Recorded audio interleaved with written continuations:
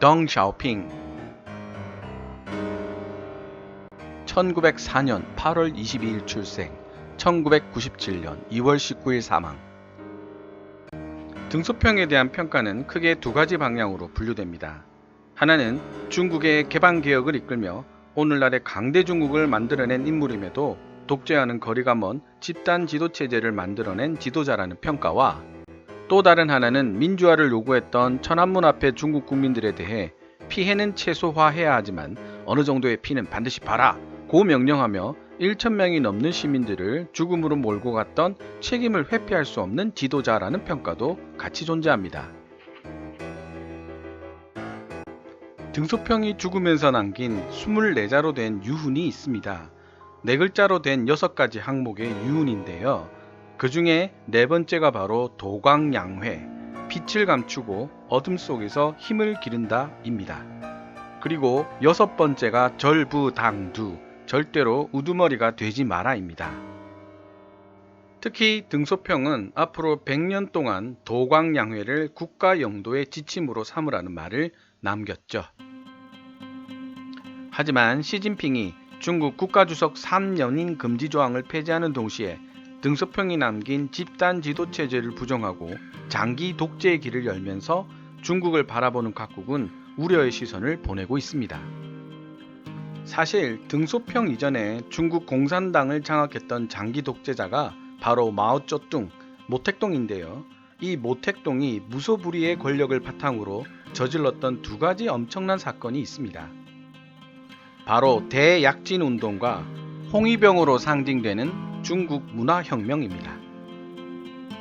대약진운동은 크게 토법고로와 제4의 운동으로 대표되는데, 먼저 토법고로는 순전히 인력으로 선진국의 제철 능력을 따라잡겠다는 운동으로서 약 9천만 명의 농민이 동원되었고, 농촌의 농기구 등을 긁어 모아 전통 제철법인 토법고로 형식으로 철을 제조한 결과 조잡하기 이를 데 없는 철만 생산되었고, 농기구가 없어지고 농번기에 철을 만드느라 농사일을 하지 못한 중국 농촌에 대규모 식량 부족 사태를 불러온 운동입니다.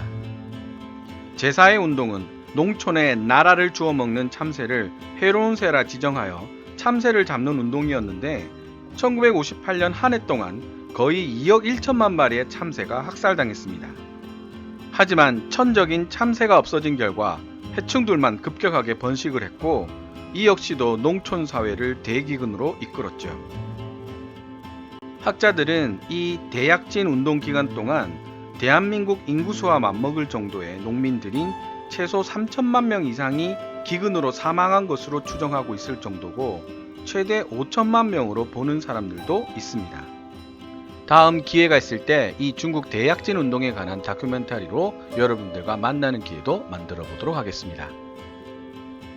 모택동의 대약진 운동의 실패로 권력을 잡은 사람 중에 한 명이 바로 등소평이었습니다.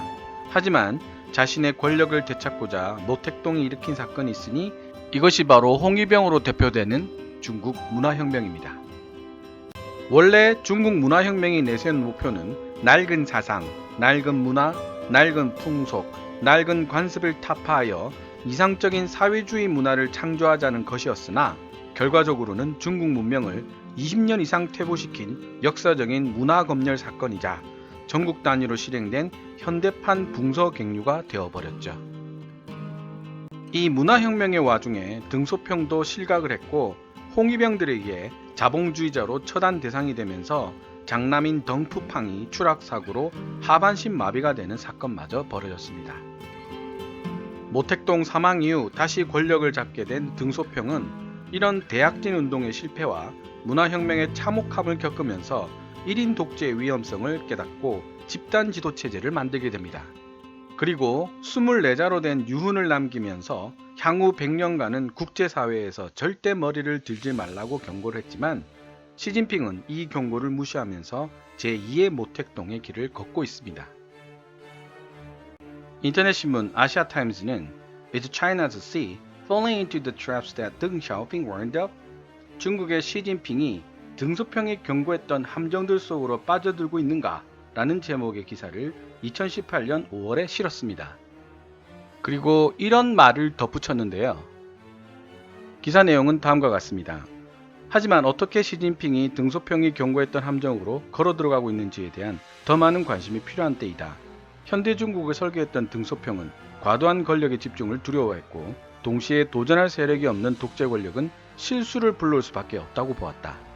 실제로 시진핑은 모택동 시대의 구호를 부활시켰습니다. 그리고 대외적으로는 중국몽을 강조하고 있습니다.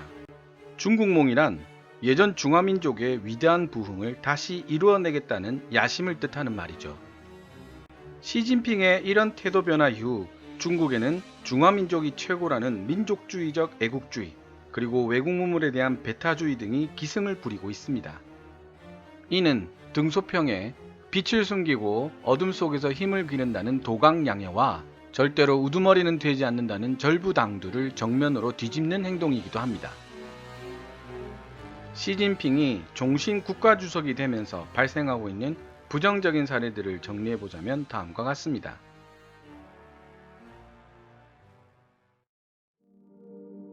첫째, 쥐도 새도 모르게 실종되는 사람들. 2015년 7월 9일 중국의 인권운동가 등 250여 명이 한꺼번에 실종되는 사건이 있었습니다.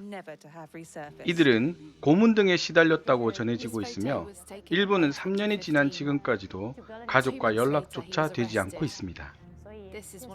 인권 변호사였던 왕 치안장은 소위 709 검거 사건 당시 250여 명의 인권 변호사들과 함께 검거되었고 재판도 없이 3년 6개월 동안이나 감옥살이를 했습니다. 2019년 1월에 비로소 재판을 받고 중국 정부로부터 국가전복 혐의로 4년 6개월의 형을 선고받았습니다. 시진핑 1인 독재 체제가 굳어지고 시진핑에 대한 개인 숭배화가 진행되면서 실종되는 사람들의 범위가 인권운동가나 반체제 인사에서 유명 배우, 재벌로 확대되고 있는 추세입니다. 헐리우드에서도 유명한 세계적 여배우인 판 빙빙의 실종도 그런 사례 중 하나입니다. 언론에 따르면 연예계를 길들이기 위한 시진핑의 본보기 사례였다는 해석도 있고 시진핑보다 더 유명세를 누린 괘씸죄에 해당한다는 해석도 있습니다. 중국 재벌들 중 상당수도 실종되었다가 다시 되돌아온 경험을 했습니다. 심지어 국제경찰 인터폴의 총수였던 멍 홍웨이마저 중국에서 실종되어 국제사회에 커다란 충격을 안겨줬습니다. 이 사건에 대해 홍콩 사우스 차이나 모닝 포스트지는 시진핑 주석의 공안 라인 물갈이의 마침표라는 표현을 썼습니다. 중국 공안에 존재하던 시진핑 주석의 정적에 대한 숙청이 완료되었다는 뜻이죠. 둘째, 인공지능 AI와 결합된 시진핑 개인 우상화에 의한 중국 사상 통제 위험성.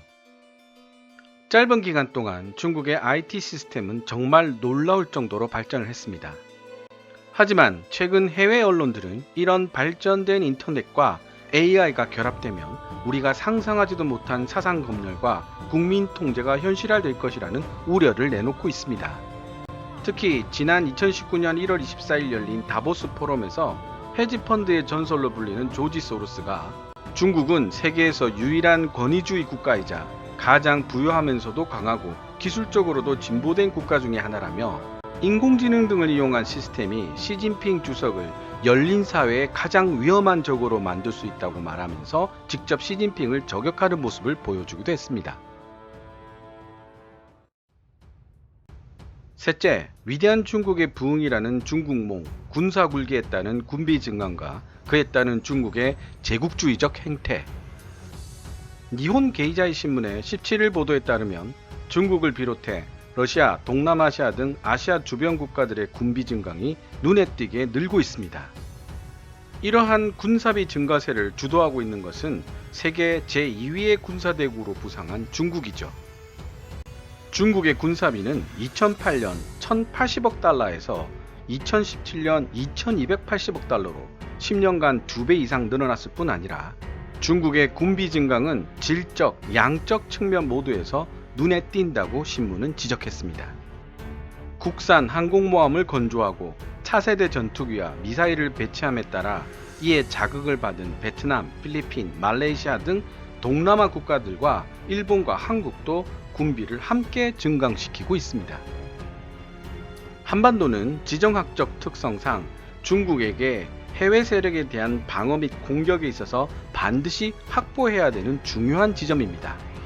마찬가지로 미국이 중국을 실질적으로 장악하기 위해 육군 상륙을 시도한다면 반드시 한반도를 확보해야만 합니다.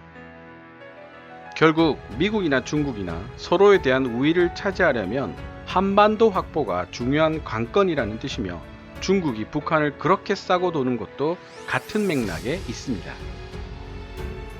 당장은 한미 군사동맹이 확고하여 중국의 군사적 위협을 충분히 억제할 수 있지만, 향후 세계 정세의 변화에 따른 어떠한 위협이 있을지 알 수 없는 상황입니다. 현재 시진핑은 중국 내에서 무소불위의 권력을 다지고 있고, 그에 저항하거나 도전할 만한 정치 세력은 보이지 않습니다.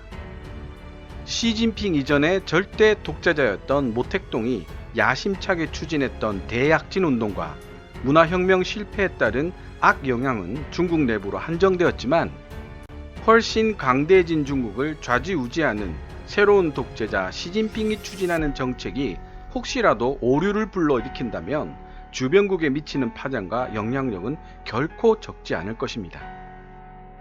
대한민국에게 있어 지금은 위기이자 기회입니다.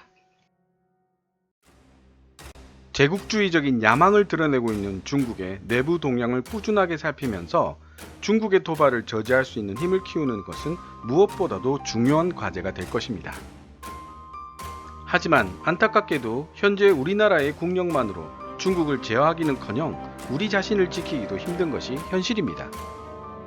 굳건한 한미 군사동맹을 통해 중국을 견제해 나가면서 우리의 힘을 키워나갈 수밖에 없다는 생각이 드네요.